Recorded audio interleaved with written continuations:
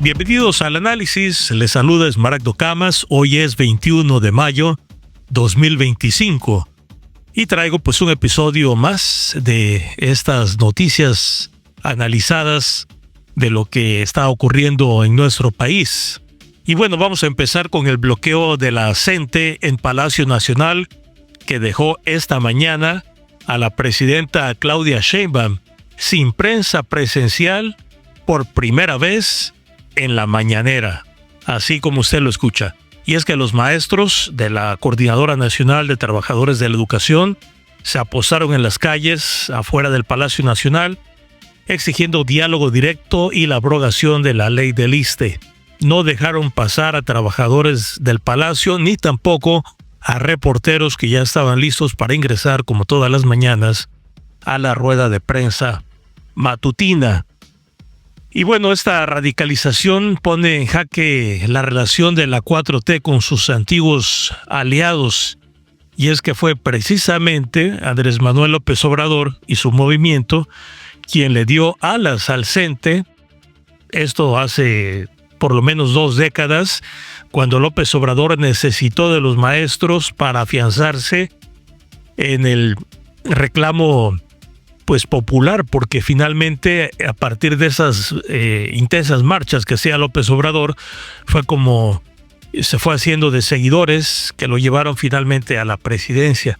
Y bueno, eso que pasó hoy con Sheinbaum es la primera vez que pasa en la historia de la mañanera en Palacio Nacional, pero ya había pasado anteriormente en el año 2021 con López Obrador, pero en una mañanera que se llevó a cabo en Chiapas, cuando los maestros de la misma coordinadora de trabajadores de la educación lo retuvieron en su vehículo y López Obrador no pudo bajar. Fue que le tocó al entonces gobernador de Chiapas, a Rutilio Escandón, pues dirigir esa mañanera, y López Obrador, vía celular, vía videollamada, se hizo presente ahí en la pantalla que habían instalado en la mañanera. Por cierto que en aquel entonces el gobernador Rutilio Escandón pues se ganó su premio, porque a ustedes saber que actualmente es el cónsul honorario de México en Miami. Así que por ahí viene también la historia de los maestros que han encumbrado a los personajes de la 4T y que ahora parece que se les están cobrando en este movimiento que es muy extraño, porque pues Claudia Sheinbaum se ha manifestado en diálogo con ellos, aunque no los ha recibido directamente, pero pues ha manifestado en muchas ocasiones tener diálogo abierto con ellos, y sin embargo existen estas protestas. Los maestros piden por un lado que se les aumente el sueldo al 100%, lo cual evidentemente no va a suceder, nunca ha sucedido y no puede suceder, nunca ha habido un aumento del 100% no solamente a maestros, sino a cualquier tipo de profesión. Así que eso es imposible. Y la otra cosa que piden es la abrogación de la ley del ISSSTE del 2007, cuando esa ley pues tiene ya muchos años y pudo haberla abrogado López Obrador. Así que todo esto suena más a un pretexto que a peticiones concretas. Y si me apura usted, pues le diré que este formato de golpeteo de los maestros es muy parecido al que organizaba López Obrador con ellos. Así que esto puede traer ahí un trasfondo oscuro, porque si lo analiza usted, pues la forma en que se mueve el magisterio, particularmente la CENTE, que es el grupo disidente en este momento, lo hace al estilo que lo hacía López Obrador cuando de alguna manera pues los dirigía también. Y me refiero a que hoy, además de que ya han ocupado la plancha del Zócalo y que se van a extender por las calles del centro de la Ciudad de México, porque así lo anunciaron los maestros, también se fueron ya a un paro, a bloquear el Paseo de la Reforma y Bucareli.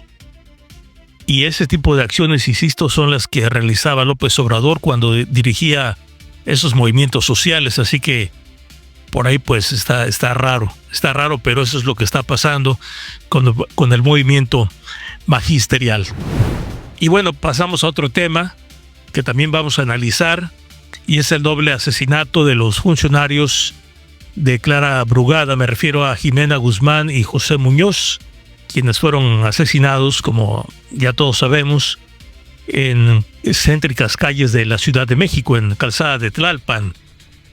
Y en este sentido, sobre este tema, la Fiscalía de la Ciudad de México confirmó este día que 4 personas habrían ejecutado este ataque perfectamente planeado con un sicario que disparó en 12 ocasiones. La ausencia de amenazas previas y la huida hacia el Estado de México de estos criminales, de los 4 que se supone participaron, sugieren un mensaje directo al gobierno capitalino.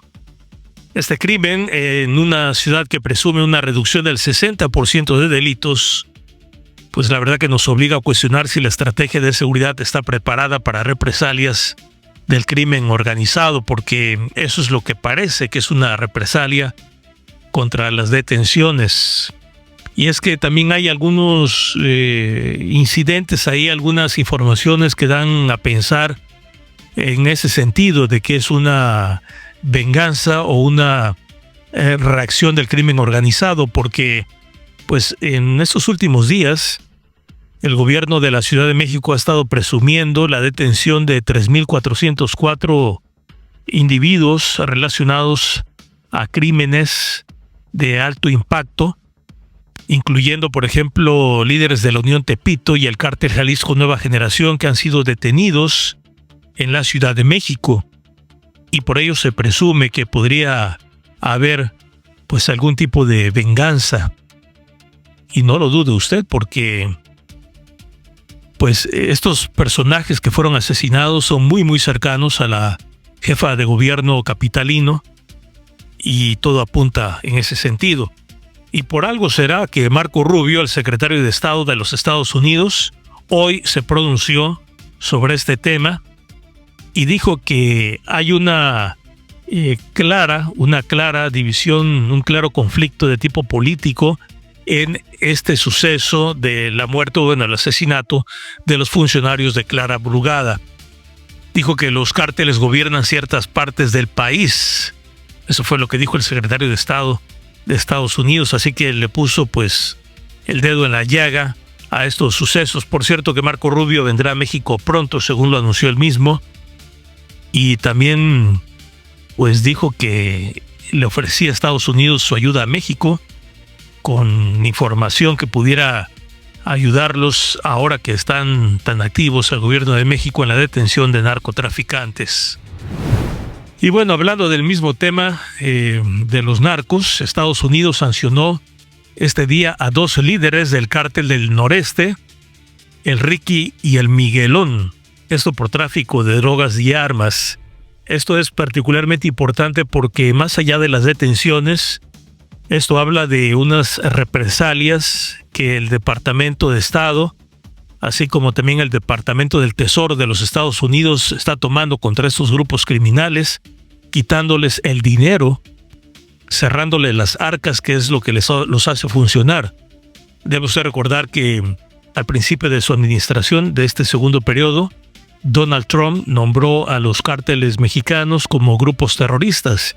Y a partir de ello, los Estados Unidos, pues, de acuerdo a sus propias leyes, tienen la posibilidad de que les incauten no solamente drogas a los narcotraficantes, sino el dinero, que es lo más importante. Así que, en ese sentido, estos 2 líderes del Cártel del Noreste ya fueron alcanzados por el Departamento del Tesoro de los Estados Unidos, y esto va a continuar.